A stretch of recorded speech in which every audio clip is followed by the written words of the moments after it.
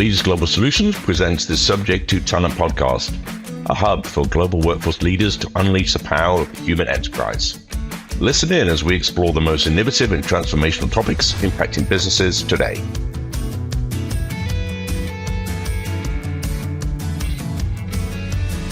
Hi, I'm Cat Halliwell, the Executive Director of Service Excellence at Allegiance Global Solutions, and your guest host of this episode of the AGS Subject to Talent podcast. Today, I welcome author, thought leader, and international global workforce expert, Simon Bradberry. Simon is the Vice President of International Markets for Allegiance Global Solutions and the co-author of the Universal Workforce Model book.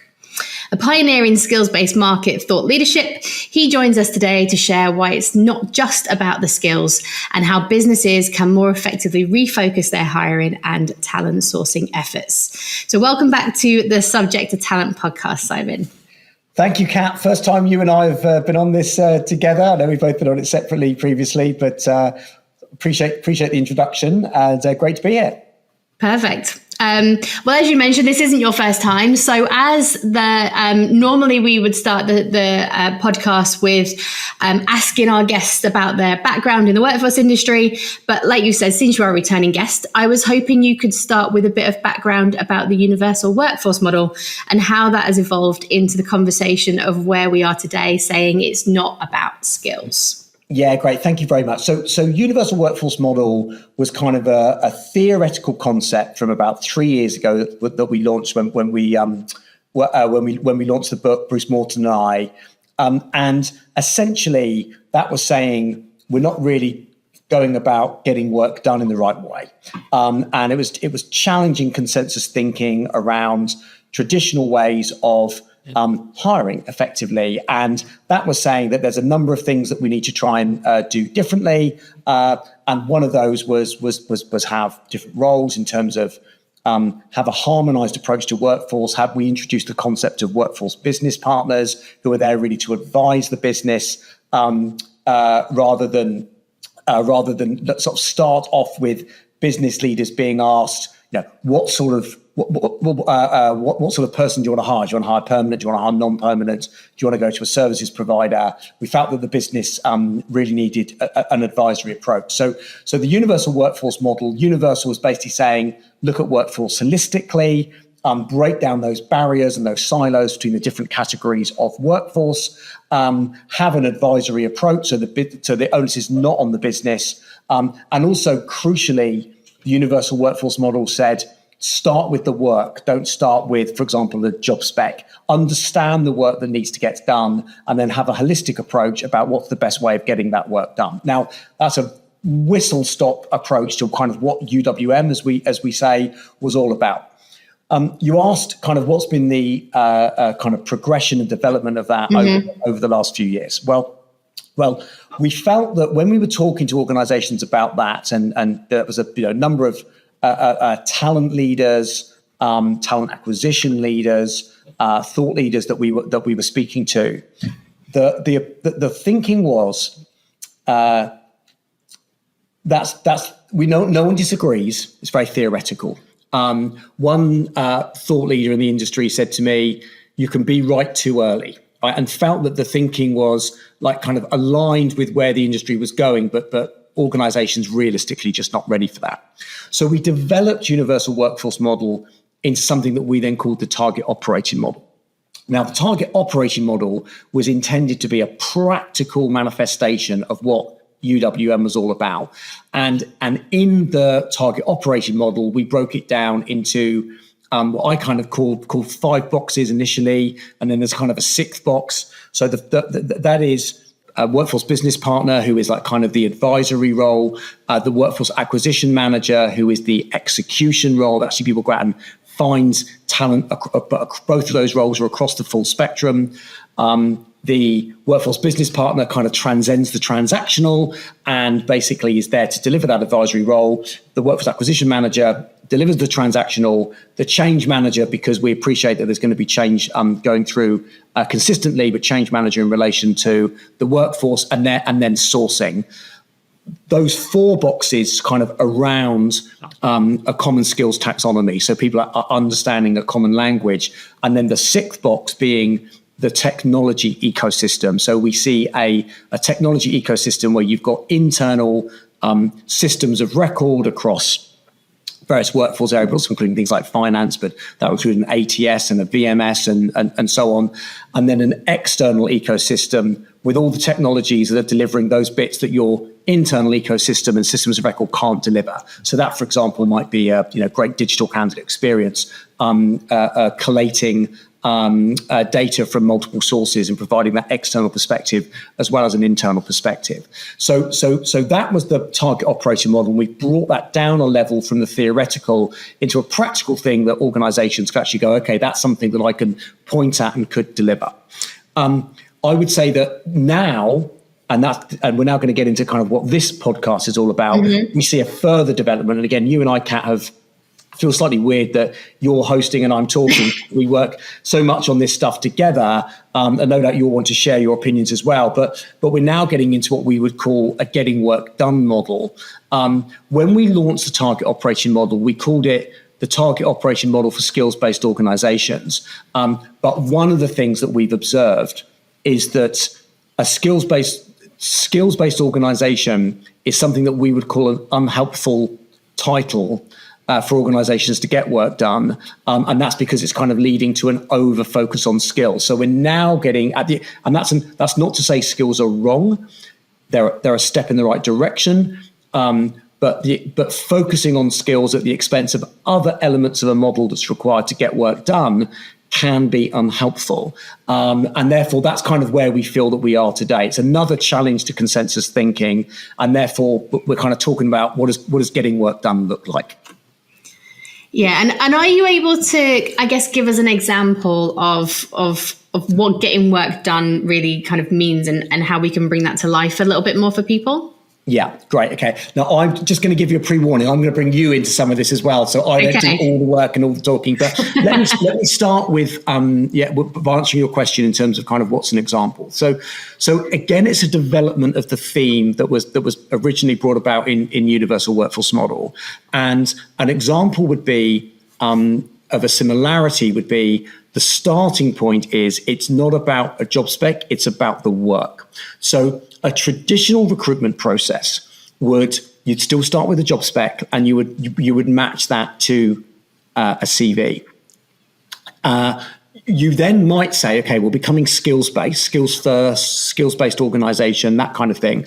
That might lead you to say, okay, well, let's add skills into our job spec, and let's add skills into CVs that we're seeing in from candidates, normally using some kind of tool to like kind of assuming what kind of skills they've got or self verified skills. And then you've got a development in terms of, well, it's not just job spec to CV, which is background, but you've also got a kind of a skills approach as well. Getting work done doesn't start there. Getting work done, the starting point is kind of what are we trying to achieve and what does success look like? And so I'm going to go into an example which I think really helps bring it to life for people, which is I'm going to move away from work for a second and I'm just going to talk about someone like a life partner, because this is something that anyone can relate to. So imagine that you're looking for a life partner. Now, that's something that you definitely want to be successful. It's a match that you really want to be successful. So you would therefore be thinking, okay, how do I make that a success? And the way that we help people think about this is we break it down into 4 categories. The first category would be kind of what have they got? Like what is it about them? What has that person got? And in that scenario, you would be saying, okay, well, so what could that include? Well, that could include, are they arty? Are they sporty? Can they cook really well? Are they hot? Attractive? That kind of thing. They're the kind of what have they got type attributes. And where I'm going to build with this is that you could kind of weight each of these 4 categories in terms of importance for you personally. No right and wrong answer. So what have they got? we're just going to say could be a 1 to 5. That you might say, well, that's only a 1 for me. You might say that's a 5. More about that in a moment. So the first category is what have they got? The second category would be how are they going to be in important scenarios? Okay, so lots of life partner scenarios. So a life partner scenario would be could be a wedding, right? Could be dinner party, could be a work event where partners are invited along. Could just be going out for a drink or dinner with friends, that kind of thing. But scenarios where life partners, you want them to show up in a particular way, that's important to you.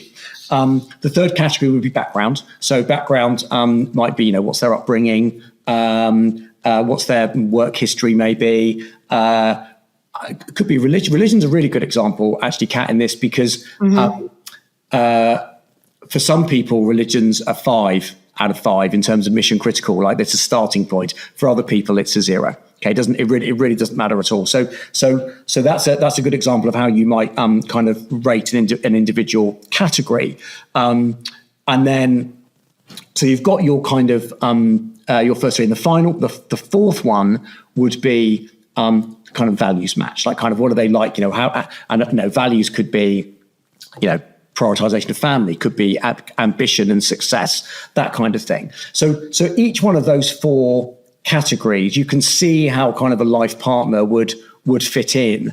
You could weight each of the categories on a kind of 0 to 5 basis, and there's no right or wrong answer. It's a very personal answer. Now, I use that as a kind of a warm up because your original question was kind of what does getting work done look like? Well, in the environment of I'm just going to use project manager as an example because it's something that everyone understands. Imagine that you've got, and listen to my words carefully here, the distinction between getting work done and traditional recruitment. I'm not going to say we're hiring a project manager. I'm going to say we've got some projects that need to be completed and we want them to be successful. So we're going to ask ourselves the question, what does success look like? This is an ongoing requirement that we need. Well, that might mean that we're looking for a permanent hire, but we're looking for a permanent hire because it's an ongoing requirement. We might say, okay, it's one project at a time. Okay, so that's giving us an indication of maybe seniority that we're looking for or skill level. But you can apply those same 4 categories I just outlined for the life partner in a very, very similar way for hiring. And I said, I'm using project manager, but you can use this for anything. So what have they got becomes skills. And in the case of a project manager, that would be, that might be things like attention to detail, document production, that kind of thing. The important scenarios, you could substitute competencies for important scenarios, but it's really, really easy to think of in any particular, a role where you want someone to make a success of, in this case, managing projects. You can think of what those important scenarios might be. Tight deadlines, managing senior stakeholders in that scenario, decision making, communication, in that sort of in those sorts of environments. You can interview around those, and you can kind of score that, and you can make a judgment as to how in those important scenarios people are going to perform. Background is background. Have they been a project manager before? Have they got a project manager qualification? Education might be a thing. And then values is like kind of organizational. Are they one of us?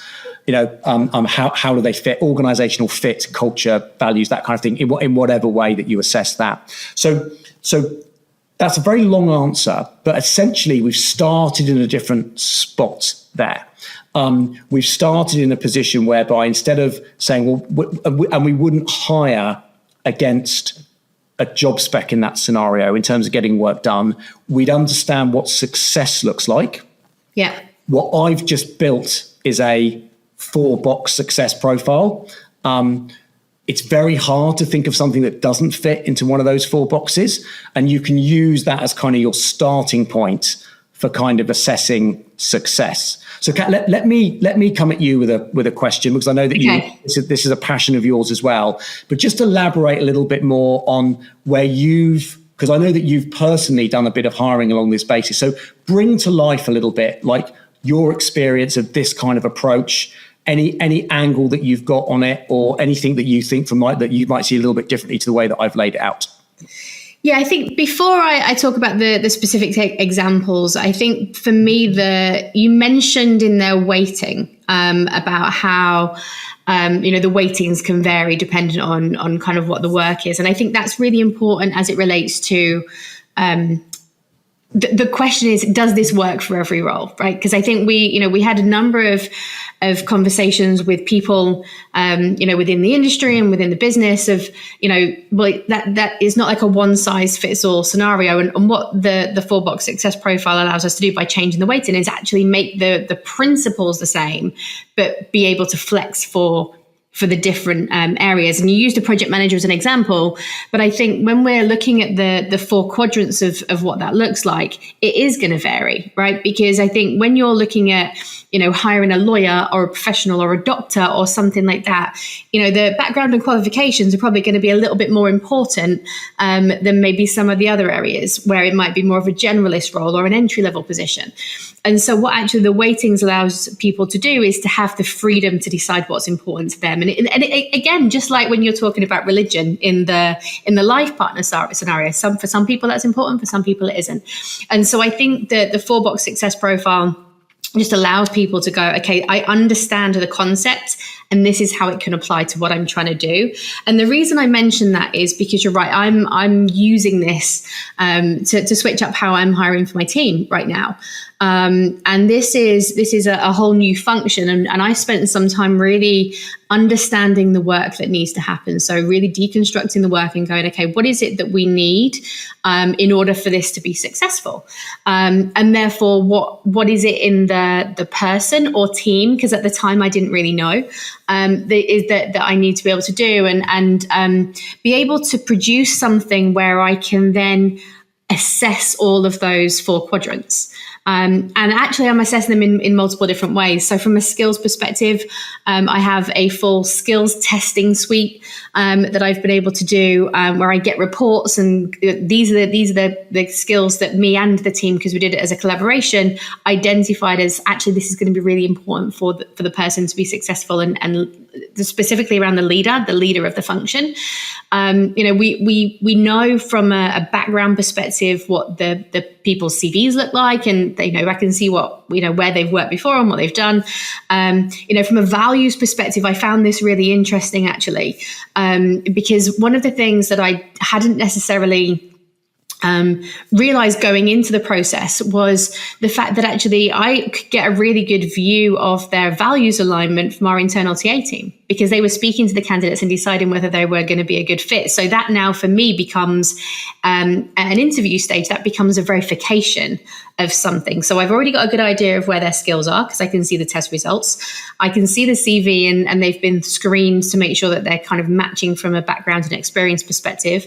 The values fit, I've got a good idea because of the great job that the TA team were able to do, which now means from an interview perspective, I've just got 1 quadrant to fill in. I've got one thing that I really need to focus on, and it just allows me to really go, okay, I'm focusing on those scenarios, things that is going to be really important, and all of those behavioral aspects, because the rest of it, I've now got a comfort level. And I think I kind of was talking to you about this specifically. Once I had the test results and all of that kind of stuff, I just felt like I had a much more well-rounded view and a higher comfort level that whichever decision that I took, post-interview and post the scenario piece, I already felt like the person was going to be good. And I've never really had that before. It'd be like pre-interview, right? Like going into an interview, I'm confident that I'm going to have good candidates. And that, I think that to me is a game changer. And something as, someone who's been hiring for my teams for a long time, I've never had that. Yeah. So, and one of the interesting points is, so we sort of headlined this conversation around it's not about skills, which is a little bit provocative. And obviously we are talking about skills here. The reality is, like what we're saying is it's not just about skills, right? Skills are one piece of the jigsaw. Don't over focus on skills at the expense of other elements. We've talked about the 4-box success profile, of which skills is one of the boxes. One of the things I also noticed though, Kat, when we're talking to clients, and these are customers at various stages at kind of on the journey, many of them have an objective to be a skills-based organization. the way that you've described the skills element is that you've prioritized testing of skills. So you deconstruct a role, you identify what skills you really need, then you test those skills, then you've got those skills observed and tested before you're even doing an interview. And you're saying about how valuable that is. Even organizations that are going down the skills route, my observation is they tend to kind of use technologies to assess what skills they've got based on their experience. They're doing less skills testing. And one of the reasons for that is that they're saying, well, we're a bit worried about what candidates might not want to do the actual tests. What's your experience been of that? Have you had difficulty getting candidates to actually complete tests? Does it depend on what the tests are? Just bring to life a little bit about what your experience is of candidates kind of doing tests up front, because that's a prerequisite for getting where you are at the moment. Yeah, and I've had no resistance whatsoever. I think the really important thing is to work with a skills testing platform that has a great user experience, so that the candidates are, they feel like it's a good thing that they're doing. And to keep the test itself less than 45 minutes. That's kind of the ideal, and something that, a lot of the testing platforms that are out there, they recommend that. And so I followed kind of all of the guidelines for the people that know. And so far the kind of the uptake of all of the people that we've asked to complete the test, they've done that within a 48-hour period, and we've got the results. The really good thing, and this is something that is from a candidate perspective, candidates are often saying that they don't get feedback after interviews. They don't hear anything, and it's a frustration that's been in our industry for a really long time. The candidates can see how they performed. And I think just in the same way as the hiring manager, you get results and you get a full view of this is where they performed well. This is the areas that, maybe we're lacking. The candidates also get a copy of that. And so I think there is a candidate experience piece about it as well, where currently there's sometimes a bit of a hole. This black hole post interview where they don't really find anything out. They're getting real time feedback of areas where they maybe need to develop if they do want to move into a position like that, which is something that doesn't really happen today.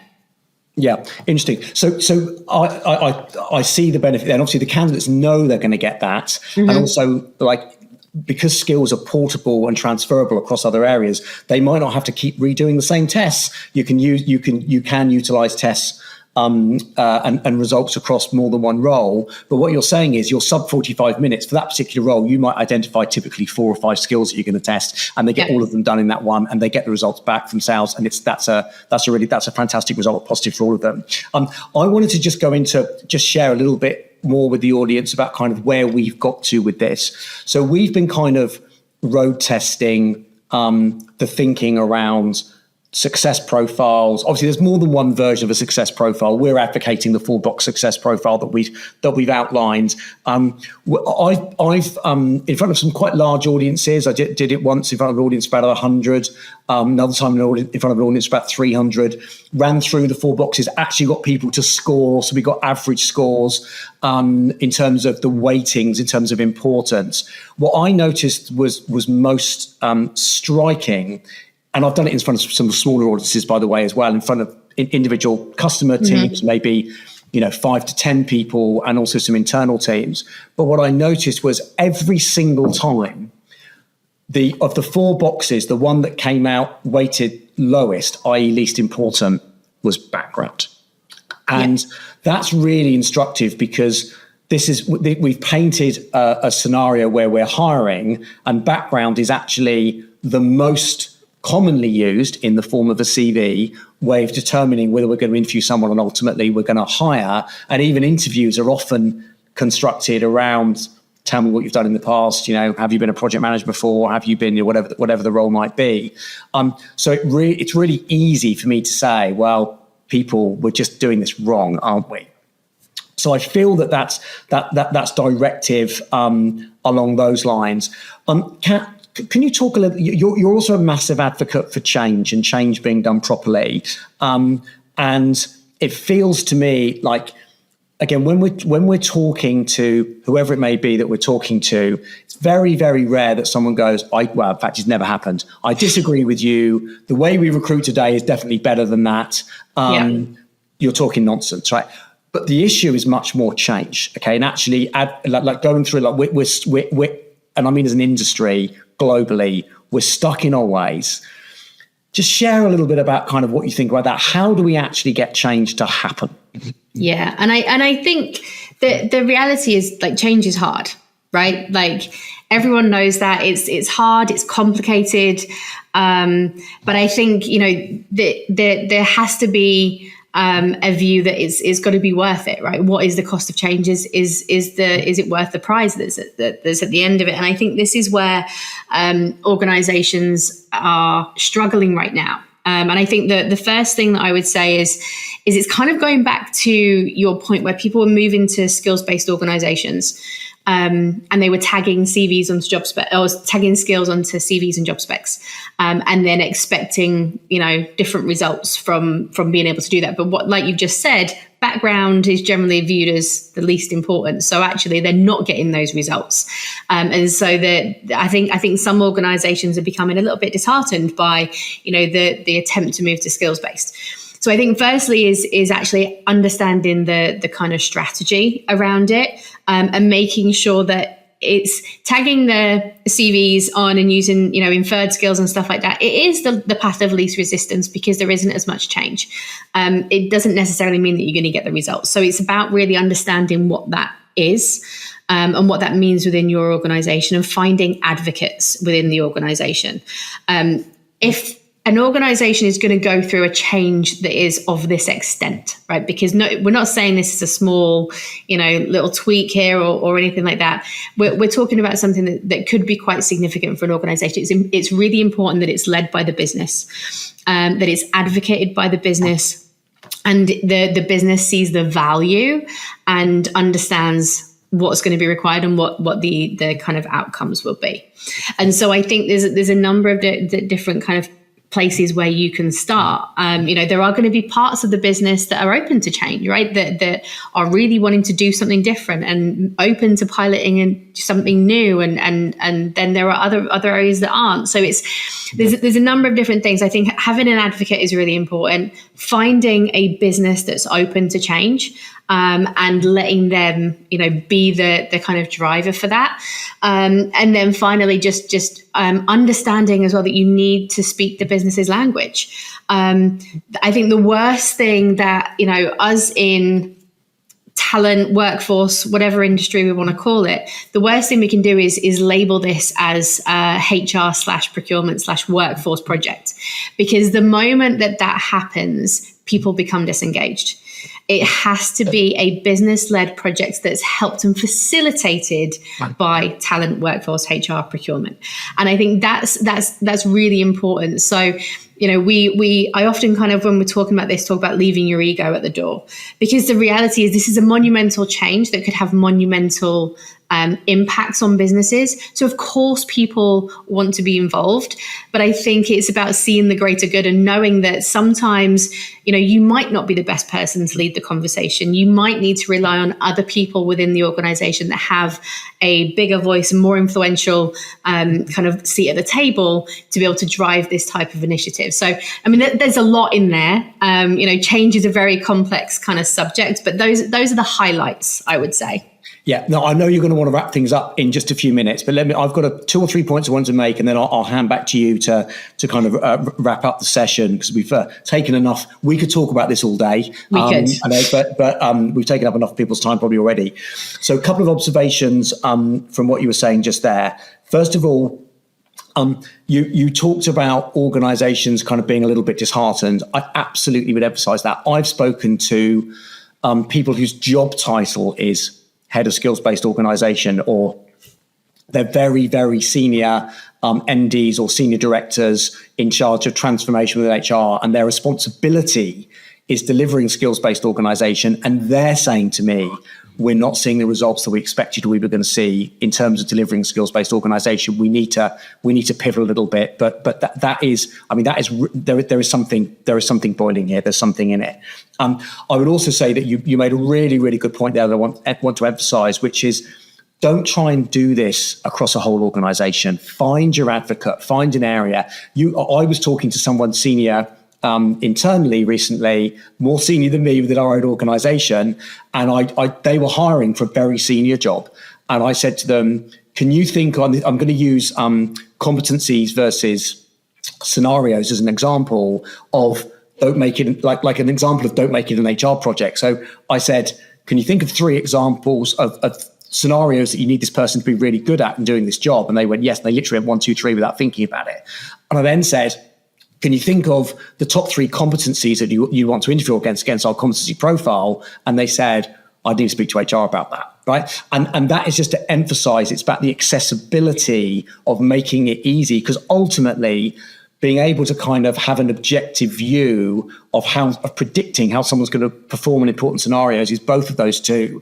Having something which is kind of the perfect competency-based interview approach may be great, but you're probably limiting your audience that's going to successfully achieve that. So that's just an example of how you make it accessible, you find it easy to pick an advocate, and then you can try it on one job with one senior person as an example, and then you're kind of off. What I wanted to say is, I think we're kind of on a mission here. Like we kind of want to kind of pull people into our mission. We kind of want to, get some people on our side who kind of agree with us. And that this is kind of the starting point for that. You're going to see more from us as the year goes on.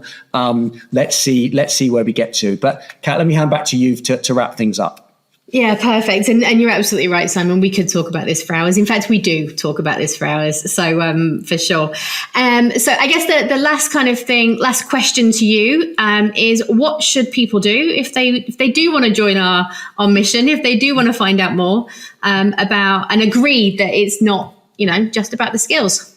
Yeah. So look, I would start by reaching out to one of us. Okay, you can if you know how to get hold of us, great. If you don't, you can reach out to us on LinkedIn. I think we're going to put our details on here as well, so you can email us directly. But we're passionate advocates, and we love the conversation. And we've got we have only really barely scratched the surface today. But we are going to be doing a series of other things that we've got planned during the course of the rest of this year. We have a series of kind of talks planned. We've got some round tables. There's going to be some in person. There's going to be some virtual as well.